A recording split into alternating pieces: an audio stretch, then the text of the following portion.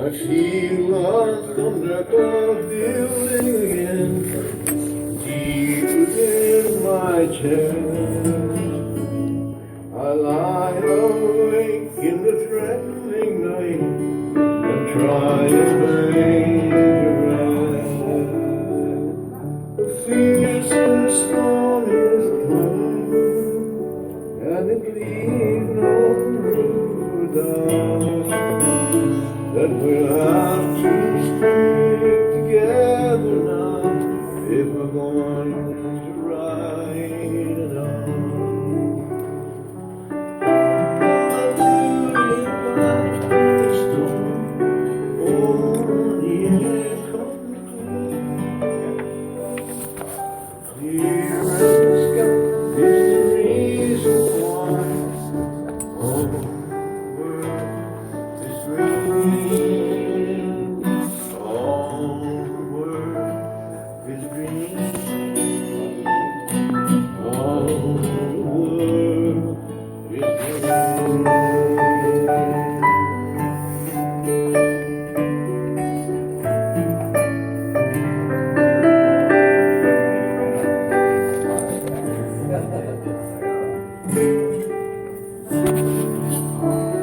That's G minor you go to? I go to C, C, then G. G minor? No, yeah, G minor.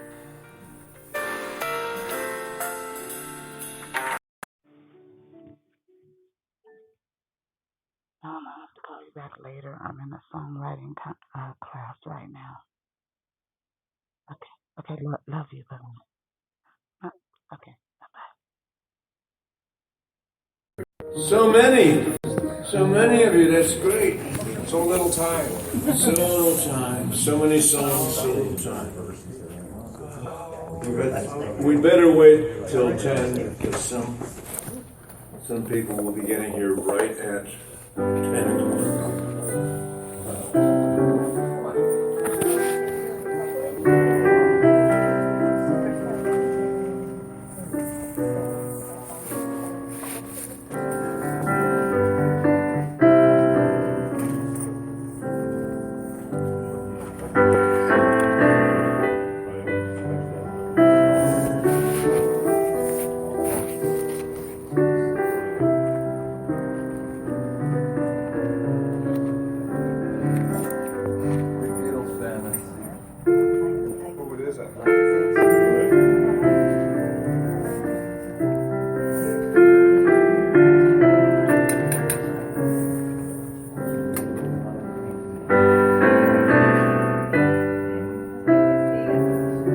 That's a great sound. I think he wrote it on the piano. I really do.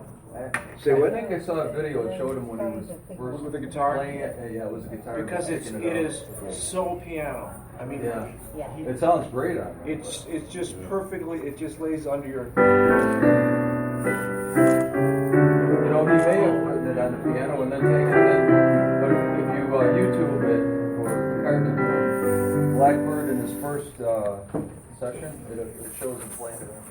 But the other thing, one of the things I've noticed, I mean, for myself, is that because I played keyboards first over guitar, is that I voice the guitar like the piano. So maybe that's what happened. He just thought in certain terms of piano. It's actually easier on the piano than it is on the guitar. Just all thirds.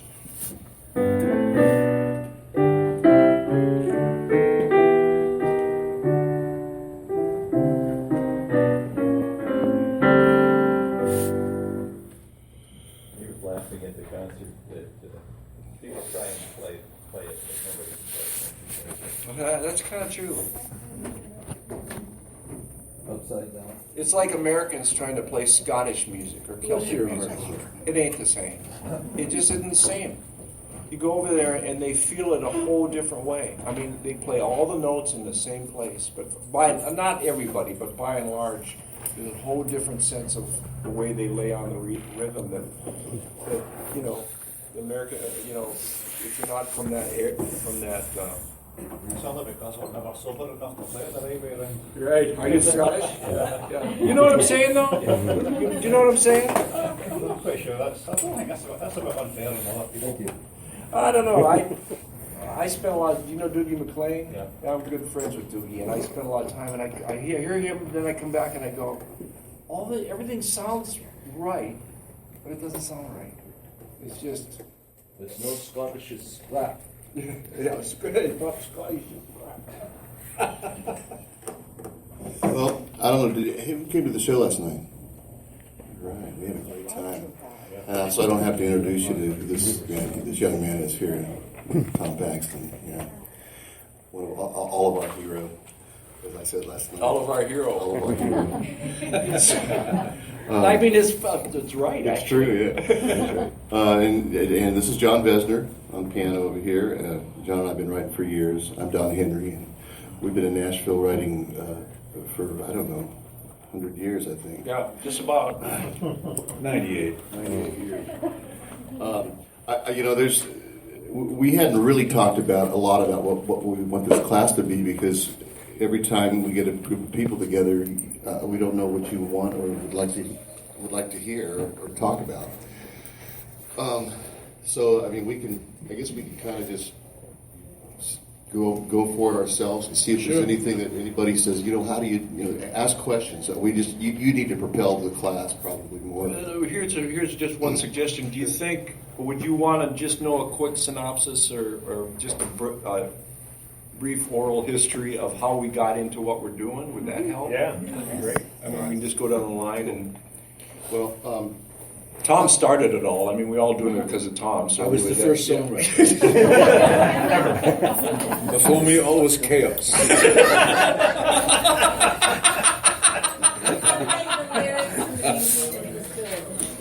Yeah, and it was good. Yeah, that's great. it was good. And Tom said, "Let there be songs," and it was good. We'll end with him because his story will be much more interesting than I'm the youngest, even though I look the oldest. So I moved to Nashville in 1979 from up here in the Bay Area. I came from a little town called Morgan Hill up near San Jose kind of area. Moved to Nashville in 1979 out of high school so I could be a songwriter. Now I had an advantage that most people don't have.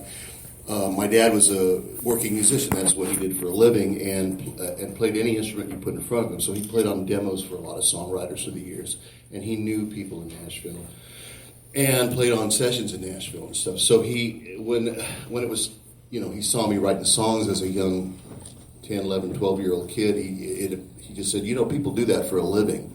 And I said, really? He said, yeah, if you're serious about it, but every day when you come home from school after football practice, or you have to go in your room and write, because that's what they do. They don't kind of just wait for inspiration to come. They actually show up at the office with a cup of coffee and write. So if you're interested in that kind of job, then you have to work it like a job and do it. So I took him at his word, and I was undisciplined in everything else in life, and still am. But I did do that. I came home every day and wrote songs, and then when it was time to move, he said, well, okay. I saved up enough money. He hauled my car out to Nashville in 1979.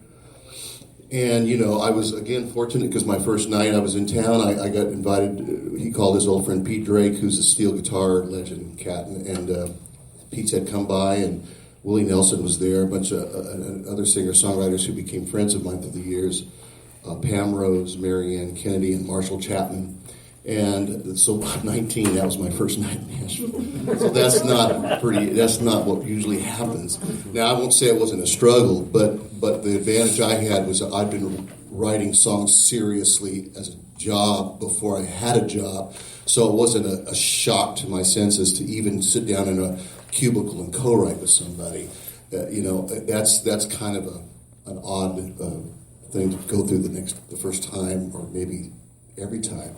But for me, it was I wanted to be Carole King, and as far as I knew, Tom Paxton was one of those people too, because I'd grew up listening to his music. He sounded like he was a everyday working songwriter. So it was pretty much that simple, and I just kept working at it until I met people like John, my other co-writers, producers, publishers, my first couple years I was in Nashville, I was what they called the tape librarian. We had to thread the reel-to-reel tapes in and make copies in real time. And because it was in real time, I made copies for Harlan Howard, for Curly Putman, Bobby Braddock, Sonny Throckmorton, Hank Cochran. Those guys they had to come to me to get copies. So I got to know them, got to hear their songs every day in real time, and you absorb it after a while. And that was my education. My father had predicted, he said, you'll get more education doing that than you would going to college. Now, I don't know if that's true now, but it wasn't then. There wasn't really college you could go to and learn the stuff that I could learn in that short a time in Nashville. And so that's pretty much my story. John? Well, I started writing songs, I guess, in about the 8th grade. I just started making up. My mom wanted me to take piano lessons, and I hated that. And my piano teacher hated me because I would never learn what was written on the page. I'd play my own stuff. It just was in me.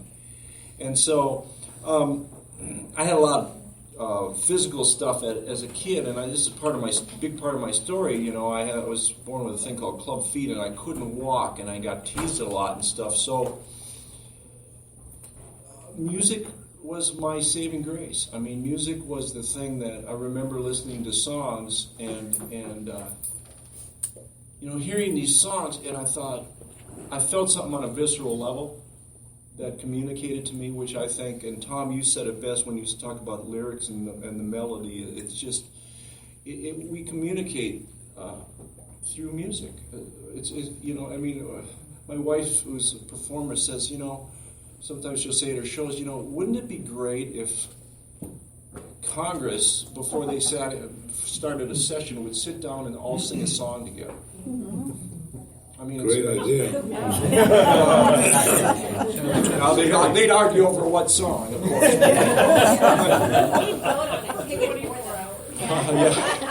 So music was it was just in me, and I think again, my wife says this about me, but it's the same for these guys. We can't not write. I don't think any of us made this a decision to say, hey, I'm going to write songs because I want to make money. But there are guys that do that. They want to be a something. I mean, Nashville's full of them, more now than ever. Yeah. If you look at a lot of these songs, you don't see one writer on them anymore. You see 2, 3, 4, however it takes, and you think, wow, it takes 3 people to write that. But, so music really, it was in me, and I kept on writing. I was in bands, and I was a lead singer in the band, and the band I was in, they all wanted to do Black Sabbath and Spooky Tooth and all that stuff, and I wanted to do Crosby, Stills, and Nash and that stuff. And again, when I would go to sing, I never learned the lyrics. I'd just make my own up every night. So I kept writing songs, and I got involved with a group that started in Minnesota, the Minnesota Songwriters Association. And I remember I went there, and I was terrified. I'd never played my songs for anybody really outside of my mom and my dad, and of course they loved them. And I was like a pig in mud. And long story short, I was done. Like Don, I had another in. There was a publishing company that started in West St. Paul called Ren Song. And I started bringing my songs over there, and they hated them. They had an office in Nashville, but they hated them. They weren't up-tempo enough and all that stuff. So then they had a symposium where they brought a bunch of people from ASCAP and BMI and some songwriters, and they did song critiques. So they had all these songs and all these up-tempo songs, and I didn't know what, so I just gave them a little work tape of something I'd written on the piano. And of all the songs that whole day, out of maybe 50, they said, this song could get cut in Nashville. Suddenly, Ren Song loved me. Yeah. And they got me a couple cuts before I moved to town. And so I moved to town. I got a writing deal before I moved to town. It was, an